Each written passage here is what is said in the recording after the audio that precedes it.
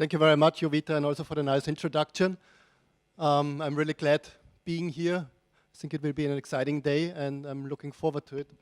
And of course, I'm sharing insights with you mainly on the topics of innovation and enabling spaces, not so much on the industry, on the publishing media industry. I think there are other experts as well for this day who are, know the topic quite well. So my name is Thomas Fundneider. I'm from the LivingCore. We see ourselves as knowledge and innovation architects. We work with clients from very diverse industries, and as already mentioned, on the topic of innovation and transformation, and obviously a topic currently very much in need is the transformation regarding digital transformation. So, one could approach this talk from the innovation side and ask, publishers themselves, so do we need to innovate? And I would like to answer this question with a quote from one person coming from the publishing industry who said, we can never compete on price in context of new startups who are much more agile, who are deeply rooted into technology, and who have a very different cost structure. So I think the question is not so much, do we need to innovate? But obviously, as publishers, we need to innovate. Rather, the question is maybe where to compete. Where do we compete? Where do we play? Is it the content industry? Is it the technology industry? Is it the consumer industry? So I think, understanding or get a better understanding on this issue, which would lead maybe to the next question. So how to compete, how to innovate, and maybe not starting this on a very operational issue or operational approach, but rather, starting it more on a strategic approach. So I think this is quite a difficult question if you look what's going on right now in the publishing and the media industry. You can, of course, innovate if in the sense of that you are buying startups, that you're investing in startups, so you're innovating somehow from the external. Or on the other side, of course, you can also innovate from within with an existing traditional, quite big corporation, which, as we might already all know, is quite difficult, transforming a culture into an innovation culture. And even the question gets, I think, much more difficult if you look on this chart, so where the money is. So if you look at return on capital, successful new startup in the media industry, they have quite some substantial returns on capital in the double-digit area, whereas classical publishing industry, whatever the figure is much lower. So I think, this is really a very difficult question. I think a lot of also CEOs are currently dealing with, so, should we transform ourselves as a company, or should we, invest in new opportunities in the sense of new startups? However the decision is on this, I would like to give 3 main points as takeaways in my talk. So the first one is innovation as an attitude. The second one is that innovation, at least in my view, requires or affords enabling and enabling spaces. And the third one is I would like to suggest or propose an idea to you where we try to put the classical approach to innovation on its head. So it's called what we called innovation from the future as it emerges, and I will then show you in detail what we mean by this. So starting with the first one, innovation as an attitude. One can very long talk about this topic. I just want to give you a short story as an illustration for this. So in the 19th century, there was 2 British sailors who were sailing to Africa, and somehow the task was to find out if there is any need for selling shoes in Africa. And once they got there and looked at the situation, they wrote back telegrams to Manchester. The first one wrote, situation hopeless, stop. They don't wear any shoes. The second one, glorious opportunity, stop. They don't have any shoes yet. So I think this, this illustrative example or story shows very good excellent what I mean by this. Really, it's an attitude how you approach the world, and I think this has very much to do with on a personality level, and of course then persons inside the organization. But it always starts with the person and not with the organization.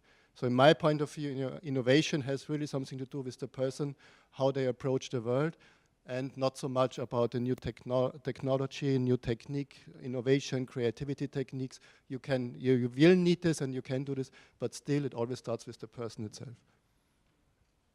The second point I would like to make is enabling, that innovation requires enabling. So what do I mean with enabling? What does enabling actually mean in the context of new knowledge or knowledge generation and innovation? I think if we speak about innovation and what we see as a requirement for innovation is this kind of enabling attitude, is that you have to give up, if you really do serious innovation, you have to give up a mindset of mechanism, a mindset of determinism or automatization. So innovation is much more an approach where you have to set the right constraints, the right facilitating framework where innovation process can happen. And actually, why this is, or at least I think why it's so difficult for companies doing this, is that it's kind of a weak concept because you have to give up control. So you're not in control of the innovation process so much if you started from an enabling perspective, as you have maybe a very strict managerial process where do step 1, 2, 3, 4, and what's after step 4. You have the result and you can measure it. Yeah? From this perspective, enabling is quite a weak process because you cannot determine if the new insight, which would be really the next great maybe innovation, maybe it's in 2 hours, maybe it's in 2 weeks, maybe it's in 4 weeks. Yeah? But you have to give time and space for this to happen. If you cut it because of a meeting or whatever, then it's gone, and it will, in my opinion, never come back. And I'm also very I'm very convinced, and this relates to the first topic of point I made about this attitude. I think we have to, if we want to really have this enabling attitude, or if you want to build up this enabling attitude in an organization, you have to find people who have the skills, but more important, the mindset and the attitudes for this enabling approach. So you have to be, as a person, really this attitude of a radical openness, open-mindedness. It has something to do with a beginner's mind. So you really have to be yourself, be impressed by what you see, what you hear.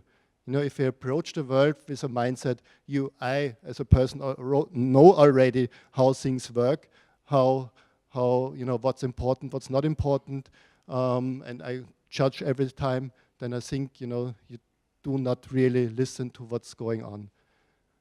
Another thing, or another interesting aspect is we really have to be very immersed into the society, I think.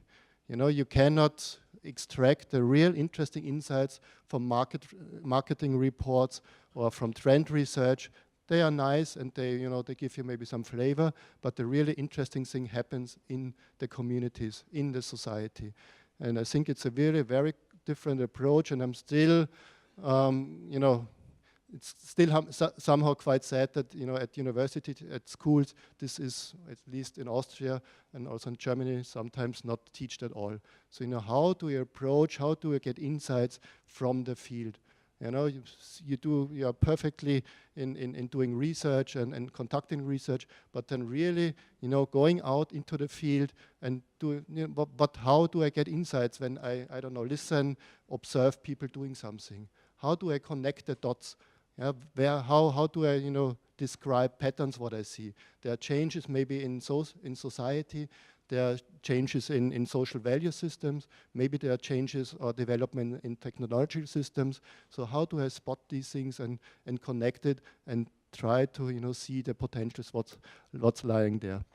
Maybe a last point from this slide is I think it's also very important, innovation from an enabling perspective. You cannot force innovation. You have to be able to wait and have the right time and the right context that innovation can happen and thrive very easily.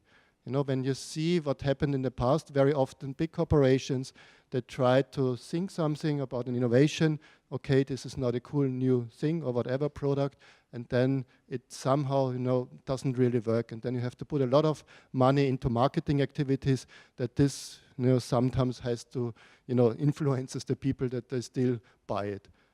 On the other side, I think, you know, from an enabling perspective, if you have a really good understanding of the field of developments in society, in technology, you can directly aim into these opportunities.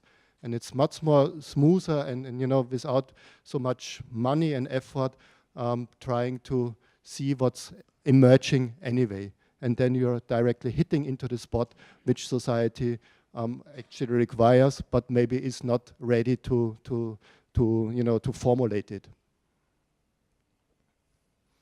And of course, these personal traits and mindsets also, you know, should somehow be then incorporated in the organization. So if you compare old or traditional organizational designs with designs of future-ready organizations, they are quite different. So maybe one point out of from this slide is traditional organizations, they are very much in a problem-solving mode. So there's a problem, and there is someone who is good in, you know, has a good reputation, high reputation in our company, and this person should solve the problem without, you know, questioning if this is really the problem.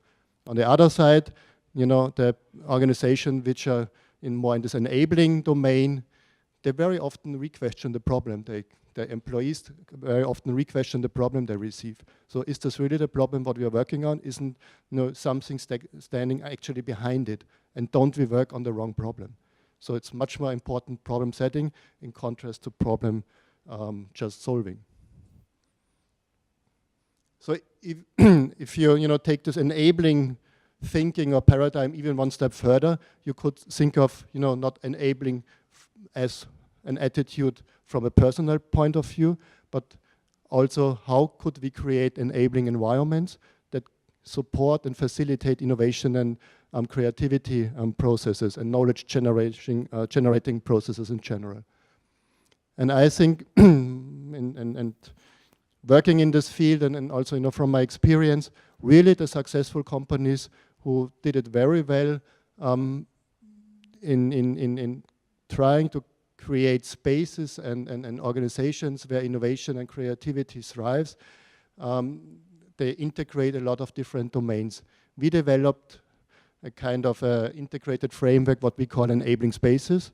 And enabling spaces is actually exactly this. So integrating different domains that are relevant for innovation and knowledge generation processes. So, you know, you can start innovation from a perspective of, okay, we want to be innovative, and now we are building a cool office. Cool design, like whatever, you know, one of the startups, and now innovation will thrive. So, but this is only one dimension. And if you don't have the people, if you don't have the culture, this will actually backfire. So there will not any innovation happening in your organization. But if you know, approach it from a different side and say, okay, we want to really be innovative, what kind of dimensions do we need for this? I think very important is the social dimension. So innovation, especially, you know, if it's about really something new, has always something to do with someone we don't know yet what the new thing will be. We need a safe space. We need trust so that we can voice our concerns, our intuitions on a very open basis. If this is then taken against me at a later stage within the organization, I will never dare say anything, you know, what I'm not really confident with. So you need a social space. You need a technological space, not only high technology, but also low technology. You need, of course, an architectural space. You need also what we call an epistemological space. So innovation very often is treated like, okay, we are doing innovation, this is one process. Okay, like, I don't know, like accounting. But innovation, if you look at it in detail, has very different sub-processes. So if you know, entering a field what you might think is of interest, and you try to explore this field, maybe identify potentials. This is a completely different setting than if you're speaking about dealing with implementing a new idea on the market. So really you have to be very careful and very aware of in which stage of the innovation are you. And accordingly, you have to set the right settings and spaces to support this. And the really challenging task is to integrate all these different spaces into a coherent framework. And what's also, my learning in these projects is, which I didn't, which was not so strong at the beginning. The architectural space is a very important space and very interesting space, not because it's the most important, but it's the most visible. So if you, as a company, really want to change in culture, whatever, what the main guiding principle is for this change, maybe it's innovation, the architecture can really play a very interesting part of it, because if you change architecture, if you change location, this is really a very strong sign to all employees that there will be some change now. It is, architecture costs money, and it's much better to invest in this domain than to, I don't know, define a detailed strategy or 5 new processes, which the employees will, okay, let's wait if this is taken really seriously. So architecture is very interesting in this aspect. And of course, there's a process to it, and following several steps how to design such enabling spaces. The third point I would like to make is innovation from the future as it emerges. So what do I mean with that? Usually, very often, if you approach innovation, you start with thinking about, okay, what worked in the past and what can I take from what worked in the past into the future. So actually, you're prolonging something which worked well in the past into some future state. A little bit more advanced would be, okay, I take something from the past and prolong it to the future, but while I'm implementing this, I'm learning with the implementation. So maybe the first shot was a little bit much to the right, so maybe we should adapt to the left, and then we have a kind of a learning path. What we suppose is to turn this model on its head and not at all start in the past, but start in the future. And I think this also, I'm convinced that this also relates to the enabling attitude, what I mentioned before. Here, you see the green bubbles in the future. These are not finished or described insights. This is exactly, where you have to immerse yourself into the field, listen to the people, observe them, what they are doing, and try to identify weak signals, what is currently going on. What are technological developments? What are value shifts happening in our society? What is stable? What is changing? And trying to make sense out of this is not easy. And most of us lack the tools and the skills for this, not the tools, the skills, because we've never done this. At least at my university, we never experienced such work. So really to look into future, what is emerging, what wants to emerge, not what do I that should be developed, but what wants to emerge out there in society, in the world, taking this into the now, and then think about what kind of solution, what kind of answer do we have that somehow fits into these green bubbles that we have identified.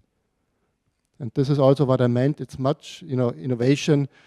You have a lot of ideas, and then the difficult part comes the implementation. Still, it's, a lot of work to do implementing in the innovations. But if you go with this approach and you listen to what wants to emerge, the probability is much higher that the way going or the implementation will be with less effort and much smoother than you think something about a crazy idea and you would like and you really want that this is an innovation and will be implemented. With this mindset, from a future-based starting point, we also developed a framework, what we call LEAP, like, the jump. And I don't know of many organizations who are offering this. but we developed based on Otto Scharmer's theory from MIT.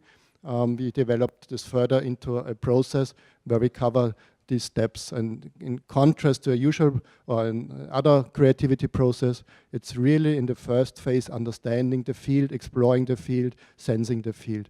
And only, if you really understand something, what wants to, come about, what wants to emerge, then start thinking about what kind of solution can we implement. Usually, it works the other way around. Usually we start a lot of ideas and then immediately want to implement it, and then after some weeks or months you say, okay, maybe this is not so the best idea because there are some ideas already on the market which are quite similar.